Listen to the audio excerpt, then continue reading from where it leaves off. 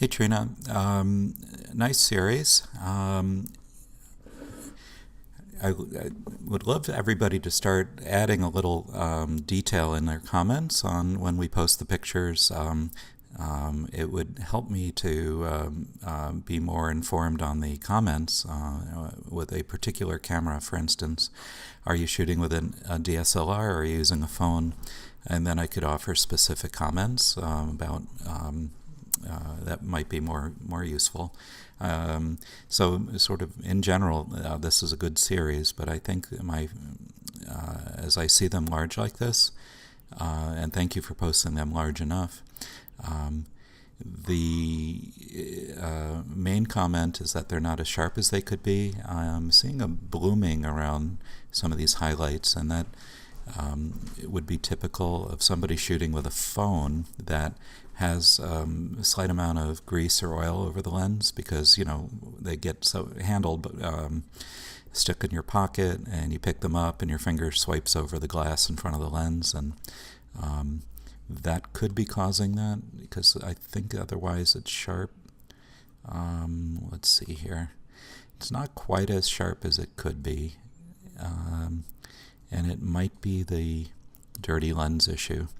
This one is just a matter of focusing also. When we're in close like this, the joy is, seeing how sharp it can be and how detailed. And if it's all a little fuzzed out like this, or this, it doesn't give us a reward as much of the point of being this close. So, all that said, if you let me know what kind of camera you're shooting, I can help figure out what the issue is with focusing. Let's assume you're using a phone because of this format here. DSLRs don't shoot like that.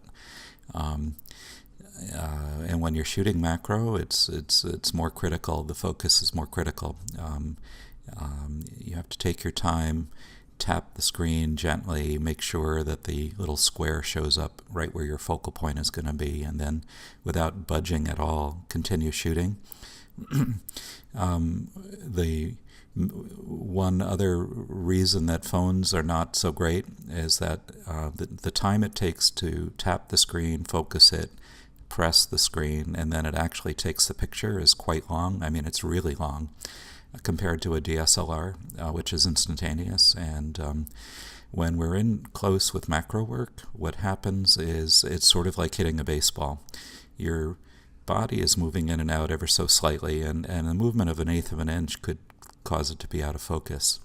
So kind of you're focusing in real time, and when your brain sees that it's snapped in sharp, when you're able with the DSLR to continue shooting and snap the picture, then it's sort of, like I said, hitting a baseball. It's automatic and intuitive, and if you had to wait half a second before the bat swung after you thought it was time to swing, you would never hit a baseball, right?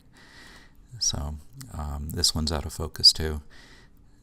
So all that said, I do like how you're looking at light and moving in close and looking at detail. This is a nice composition. This is a nice composition. I like the shadow in here.